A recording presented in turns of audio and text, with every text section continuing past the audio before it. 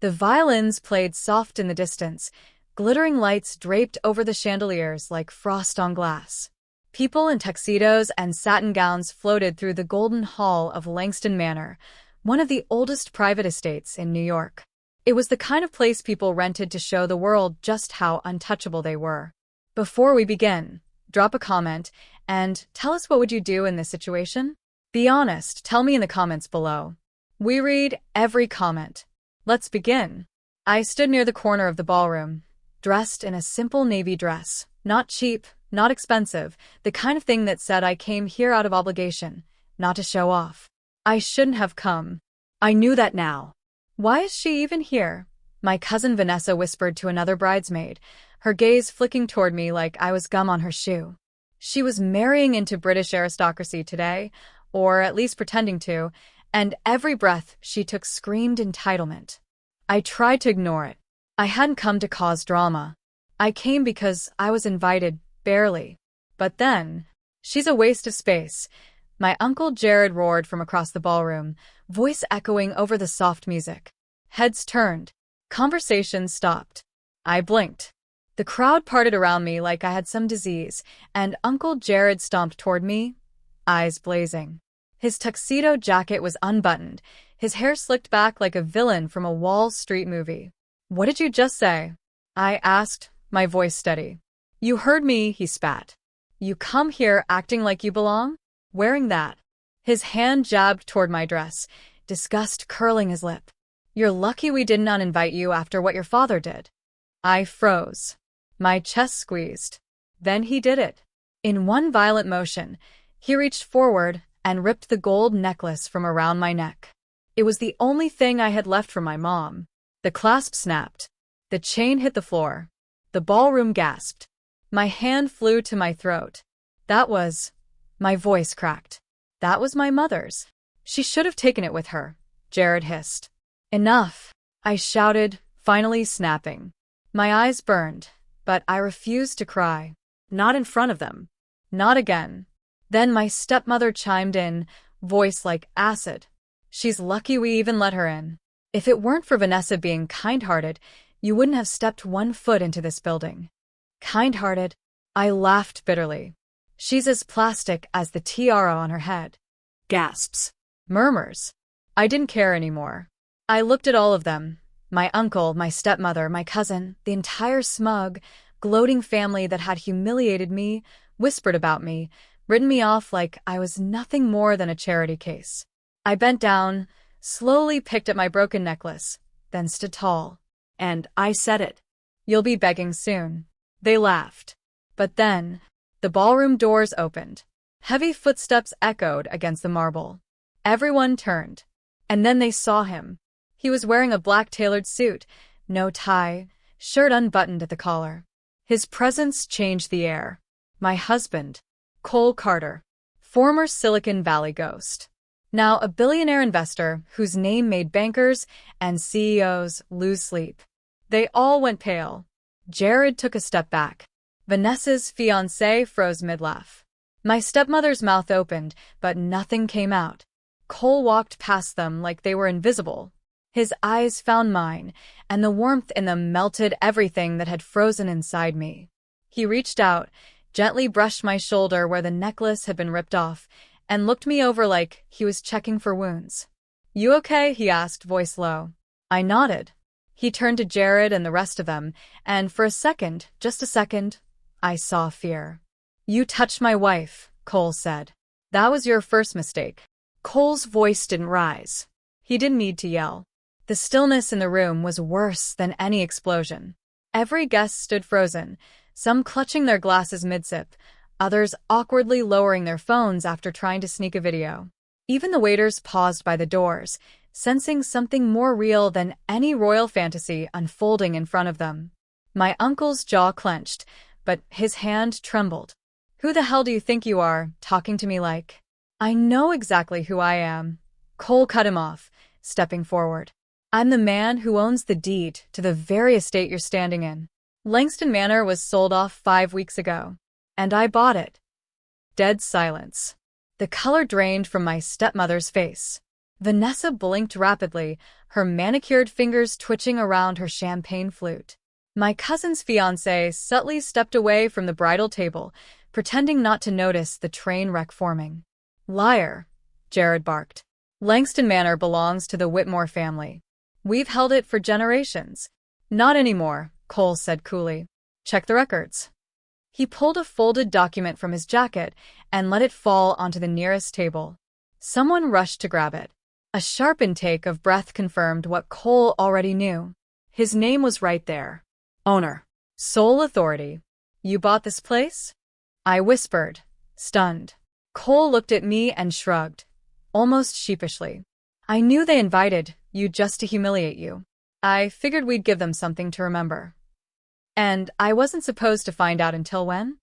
I asked, tears suddenly springing up, not from pain, but from the sheer whiplash of everything. After dessert, he smirked. Jared lunged forward, but a security guard, one of Cole's personal staff, appeared out of nowhere and blocked him. Don't. Cole didn't even look at him. He turned to the crowd instead. Everyone who laughed, who watched her get humiliated, you're all complicit. You think wealth makes you untouchable. But you've forgotten the most important currency in this world, character. His voice dropped. My wife has more of it in her little finger than the lot of you combined. I couldn't move. Couldn't breathe. I just watched. Cole took my broken necklace from my palm, the one Jared had ripped off. He held it delicately like it was gold-plated glass, then looked around the ballroom. Anyone here want to apologize to her? Nobody spoke. He nodded. Didn't think so. Vanessa's father, a banking tycoon, finally stepped forward, a smug smile creeping back onto his face. Listen, Mr. Carter, we didn't mean offense. We were just arrogant. Cole offered. Entitled? Vicious? Take your pick. Business is business, the man replied stiffly. Cole narrowed his eyes. Good. Then here's some business. You and your firm? Blacklisted. As of tonight, every VC firm I have influence in, and that's most of Silicon Alley and Wall Street, will no longer take your calls. The man's face fell. My wife came here in good faith, Cole continued. She dressed with grace, stood with humility, and endured your cruelty without ever stooping to your level. Then Cole turned to me. But she doesn't need to be silent anymore. I blinked. What are you saying? He reached into his jacket again and pulled out a small velvet box. Say the word, he said softly, and I'll make them watch you shine like the star they tried to bury. I opened the box. A new necklace. Emerald-cut diamond center. Platinum chain. Radiant. Pure. Worth more than this entire wedding. I looked up at the crowd, who were still frozen in disbelief. And I smiled. I didn't need to say anything. Not right away. I let the silence sink in. Let them feel it. Let them all choke on the same silence they gave me every time I walked into a room, pretending I was invisible. The same silence they weaponized when they whispered behind my back, wondering why a girl like me was even born into this family. But now? Now the room that once mocked me whispered my name. Is that Cole Carter's wife? She's wearing a diamond worth more than the venue. She warned them she said they'd be begging. I turned slightly and looked at Vanessa. Her wedding gown, custom-made, hand-embroidered, flown in from Paris, suddenly looked less royal and more desperate. Her eyes flicked between Cole and me. She wasn't smiling anymore. Vanessa, I said gently, you once told me you'd marry a prince, and I'd die alone with my books and my boring mind. I stepped forward. But here I am. And there you are, married to a man who had to borrow a title from another country just to look impressive. The silence cut deep. And me, I said with a little smile. I married a man who didn't need a title because he built his own kingdom. Jared's voice cracked as he pointed a shaking finger. This is a wedding. You've ruined it. You think your husband's money gives you power over us. No, I said calmly. But my dignity does. Something you never had. My stepmother finally stepped forward, her lips twisted with a fake, trembling smile. Sweetheart, we were just emotional. This is Vanessa's big day. We may have gotten carried away. You stood there, I interrupted, while your husband ripped a memory of my mother from my neck. You said I was lucky to even be let in. You watched. And smiled. She froze. I have nothing left to say to you, I finished. You lost the right to call me family years ago. I just didn't realize how deep the rot went until tonight. Cole gently slipped the new necklace around my neck, clasping it with the kind of reverence men save for sacred things. My breath caught as it rested against my collarbone. Cool. Weighty. Real. He whispered, just for me. Let them see who they tried to break. And I did. I stepped forward into the center of the ballroom, the very heart of the empire they tried to exclude me from. And I didn't just walk. I claimed it. 1 step. 2. Then I turned, faced the crowd, and lifted a single hand. Cole nodded to the band. The violins shifted. The song changed. Not to Vanessa's pick, no. It was my mother's favorite melody. A haunting, elegant piece that echoed through the room like a ghost reclaiming her throne. You can't hijack my wedding, Vanessa shrieked, but her voice cracked on the last word. This is my day. Cole raised a brow. We own the venue, remember? You're actually trespassing. Security, Jared barked. But no one moved. Because they weren't his security.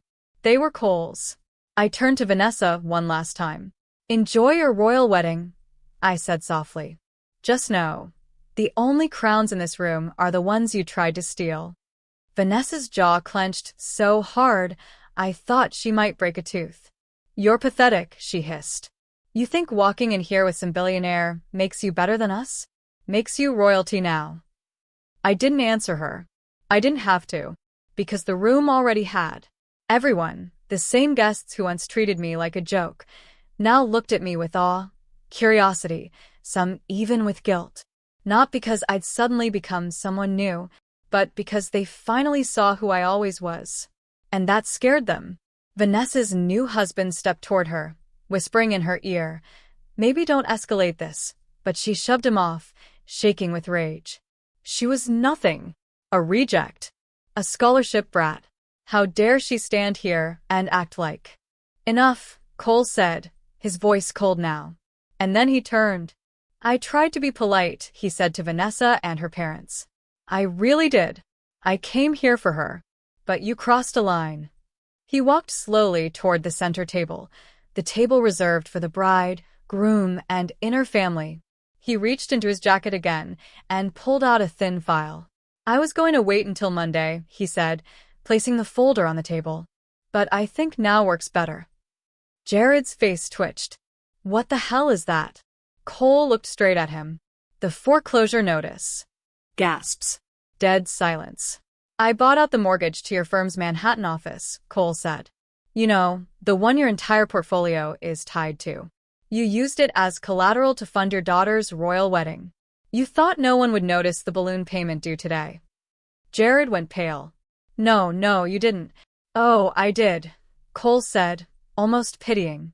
And I'm calling it in. Vanessa's father lunged for the file, opening it with trembling fingers, scanning the signature at the bottom. It was real. My uncle stumbled backward and grabbed the edge of a chair, sinking into it as though his legs gave out. My stepmother suddenly looked 50 years older. Her pride drained. Her superiority cracked open. You said we'd be family, she whispered to me. You said I was lucky to be let in, I reminded her. She clutched her pearl necklace like a noose. I stepped forward now, and my voice was calm. No shouting. No anger. Just truth. I was never after revenge, I told them. I didn't even know Cole was planning this. But tonight? This humiliation you feel? That sinking in your chest? That powerlessness? That's what I grew up with. That's what you made me live with every single time you reminded me I was less. I looked at Vanessa now. And you, I said. You never stole a crown. You stole moments. My birthday. My graduation. My mother's memorial. You mocked me when I had nothing. And now that I have something, you say I'm too proud? I just wanted one day, Vanessa whimpered. You got it, I said. And you used it to tear someone down. Vanessa shook, mascara running. I leaned close and whispered, I would have supported you, even loved you like a sister if you ever once treated me like family. Then I stepped back, and Cole gently held out his hand. I took it. He looked at me like I was the only thing in that ballroom that mattered. We turned to leave. And that's when the applause started. Soft. Hesitant. From the back of the room. Then another. Then another. Until it was thunder. Not for Cole. For me. I didn't expect the applause. Not from them. But it didn't come from the loudest ones. Not the mockers. Not the manipulators. It came from the quiet guests.